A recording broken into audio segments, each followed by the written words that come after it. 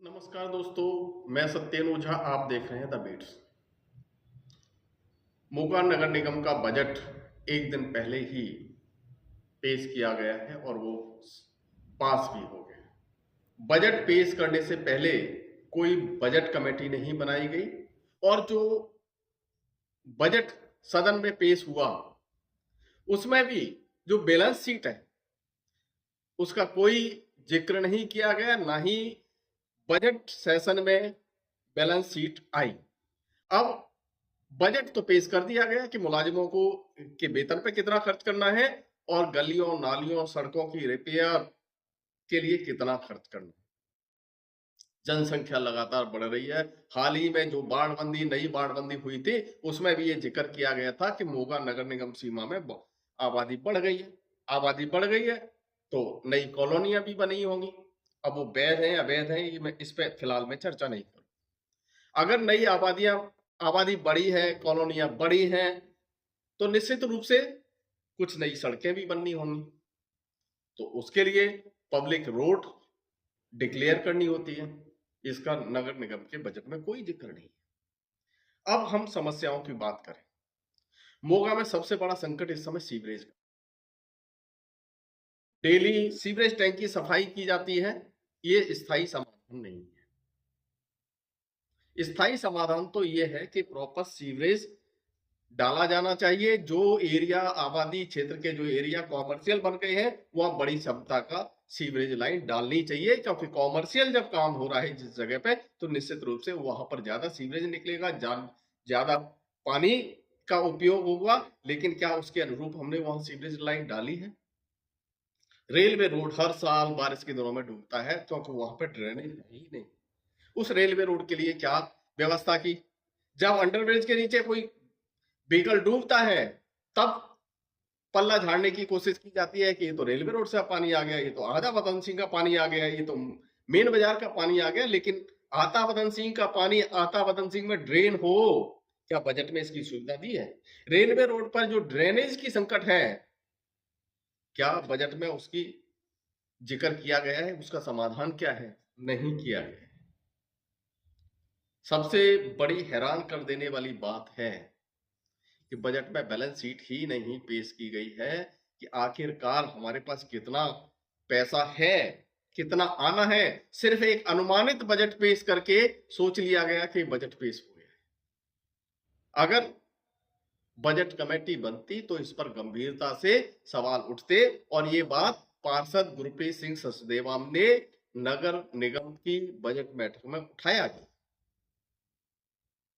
हैरानी की बात है, जब घर में हम अखबार डेली मंगाते हैं, पढ़ते हैं, तो उसका हिसाब भी रखते हैं। वो अखबार डेली पढ़ने के बाद में वो रद्दी के रूप में रख दिया जाता है और जब मौका आता है, जब ज्यादा हो जाती है तो उसको बेच दिया जाता है। नगर निगम के बजट में इतने कंप्यूटर आने हैं, इतना और सिस्टम आता है, इतना मशीनरी आनी है, उसका तो जिक्र है। लेकिन पहले से अगर कोई कंप्यूटर खराब हुआ है तो पुराना कंप्यूटर है कहां? पिछले दिनों बड़ी संख्या में पेड़ नगर निगम ने सेल किए। वो कितने पेड़ थे, उसकी आमदनी कितनी है? मोगा नगर निगम में प्लास्टिक कैरी बैग को लेकर अभियान चलाया गया। नगर निगम ने बड़ी मात्रा में पिछले 2-3 सालों में प्लास्टिक कैरी बैग जब्त किए, कार्रवाई की। क्या आपके स्टोर में वो प्लास्टिक कैरी बैग है? स्टोर रजिस्टर ही नहीं आया बजट बैठक में। आखिर वो सामान कहां जा रहा है?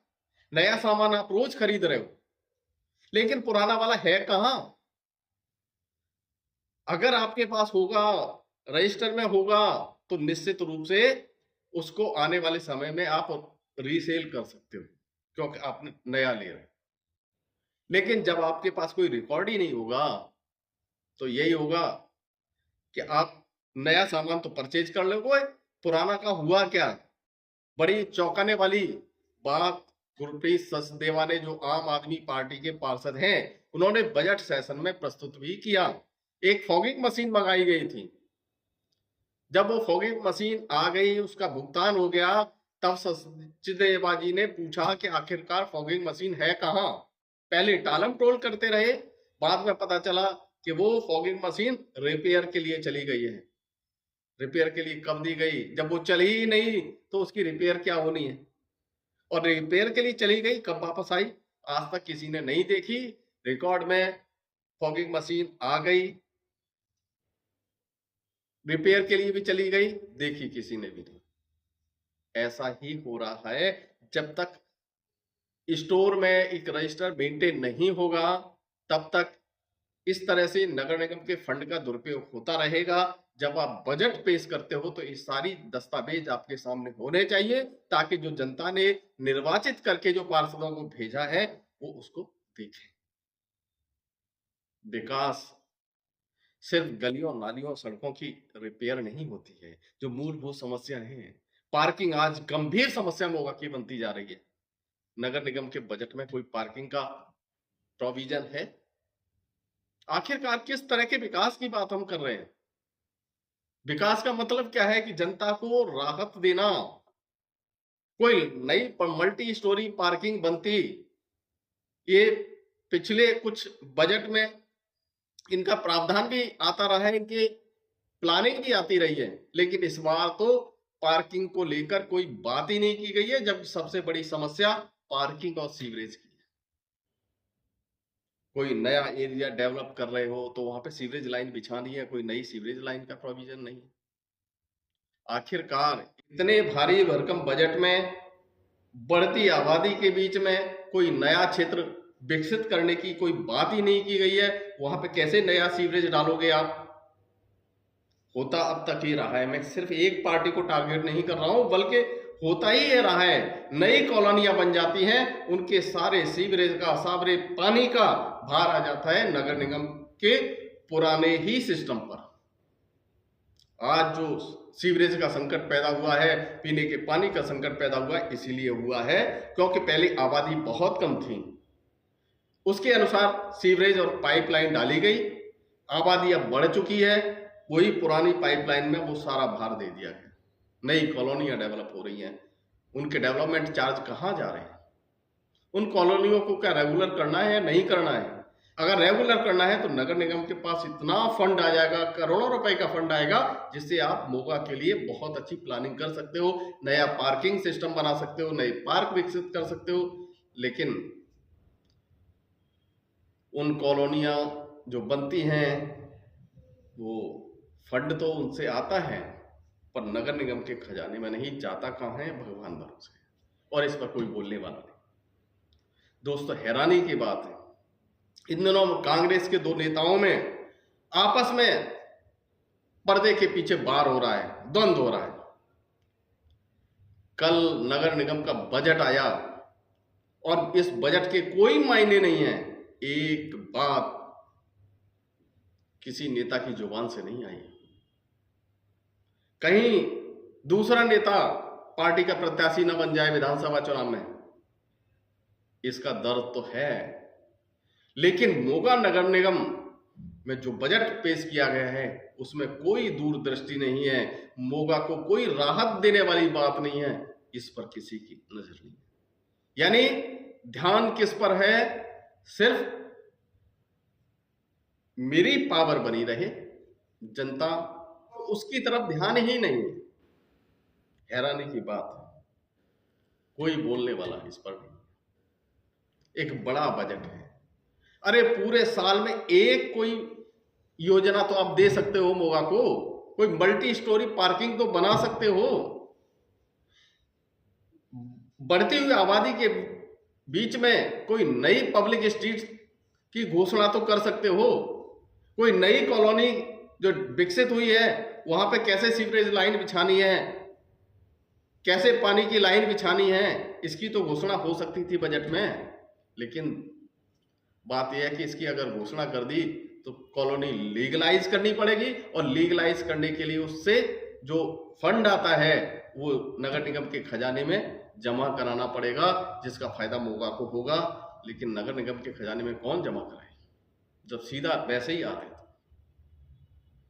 दोस्तों, सोचना पड़ेगा। आपकी जेब से जो पैसा आ रहा है वही मोगा नगर निगम पर लग रहा है, अगर हम राज्य सरकार की बात करें, पिछले 2 या 3 साल में कोई फंड आया हो? नहीं आया। या तो जीएसटी का पैसा आ रहा है या स्वच्छ भारत योजनाओं में सेंट्रल गवर्नमेंट से इक्विपमेंट आ रहे हैं, उनका पैसा आ रहा है। जब बाकी सारा का सारा पैसा टैक्स के रूप में लोगों की जेब से आ रहा है, जब लोगों की जेब से आ रहा है, तो जो बजट है उसमें पारदर्शिता क्यों नहीं है? क्यों नहीं निर्वाचित पार्षदों के सामने नगर निगम की बैलेंस शीट पेश की जाती है? क्यों नहीं स्टोर का रजिस्टर पेश किया जाता है जिसमें दर्ज होना चाहिए? आपको याद होगा, मोगा में कचरे का पहाड़ बना हुआ है। पिछले लगभग 10 सालों से हर बार दावे किए जाते रहे हैं कि वो कचरे के पहाड़ को खत्म करके खाद बना दी जाएगी। आप जाकर देखिएगा, खाद बनना क्या प्रोसेस तो शुरू हुआ है, लेकिन पहाड़ क्या कम हुआ है? लेकिन उसके लिए करोड़ों रुपए की मशीनरी आ गई। एक मशीनरी आती है, दावा किया जाता है ये मशीनरी कुछ महीनों में ही पहाड़ को खत्म कर देगा। बाद में कहते हैं ये तो मशीनरी छोटी है। करोड़ों रुपए खर्च कर दिए, उसमें जिसको जो मिलना था मिल गया, बाद में वो रद्दी में चली गई, और वो रद्दी भी जो खराब हुई मशीन भी है कहां, किसी को कोई पता नहीं। बाद में एक नया ठेकेदार आ जाता है, एक नई मशीनरी आ जाती है करोड़ों रुपए की, फिर से मशीनरी खरीद ली जाती है। कचरे का पहाड़ जैसा था वैसा ही है। लेकिन अगर मैं बात करूं कई करोड़, अगर कई करोड़ में भी अगर ये बात 20-25 करोड़ से ऊपर उस पहाड़ को खत्म करने के लिए खर्च हो चुकी होगी तो एक कोई गलत बात नहीं है। लेकिन पहाड़ आज भी वैसे ही के वैसा तनकर खड़ा है। मौके पर जाके देखिए, कोई पूछने वाला नहीं है कि आखिरकार इतनी मशीनरी हमने खरीद ली, इतने करोड़ों रुपए खर्च कर दिए, वो पहाड़ कैसे आज भी उसी कंडीशन में खड़ा हुआ है? पुरानी मशीनरी है कहां? उसका कोई रिकॉर्ड है? नई मशीनरी के लिए तो पैसे हैं, क्योंकि उसमें से जो आएगी उसमें से बहुत सारे लोगों को फायदा होगा। पूरी तरह हमने छोड़ रखा है सिर्फ अधिकारियों पर। क्यों नहीं बजट कमेटी बनाई जाती है? बजट कमेटी बनेगी तो पब्लिक की राय भी उसमें आएगी, जो निर्वाचित पार्षद हैं उनकी राय भी आएगी। बहुत हैरान कर देने वाली बात है, जब आपकी कोई प्लानिंग ही नहीं है, बजट में कोई योजना ही नहीं है। मोगा का बजट सेशन में एक और प्रस्ताव आया था, ये अच्छा हुआ कि गुरप्रीत सचदेवा और बाद में बाकी पार्षदों ने मिलकर उसको रिजेक्ट कर दिया, उसके खिलाफ आवाज उठाई। अदरवाइज नगर निगम के अधिकारी अपने मंसूबों में कामयाब हो जाते हैं। एक प्रावधान ऐसा था कि विकास के कुछ काम, जिसे विकास कहा जा रहा है, वो विकास क्या होता है? सिर्फ गलियां नालियों की मरम्मत, उसको ही विकास बता दिया जाता है। कि अगर हाउस की बैठक नहीं हो पाती है तो वो सीधा वित्तीय एंड ठेका कमेटी को उसका राइट दे दिया जाए पास करने का। और चूंकि मेयर को एक स्पेशल राइट होते हैं, उनके साइन बाद में हो जाते हैं, बाद में वो प्रस्ताव हाउस की बैठक में आता है और पास हो जाता है। काम पहले हो जाने हैं और प्रस्ताव बाद में पास होना है। यानी अगर वो प्रस्ताव पास हो जाता तो जो निर्वाचित पार्षद हैं उनकी शक्ति ही कमजोर हो जाती।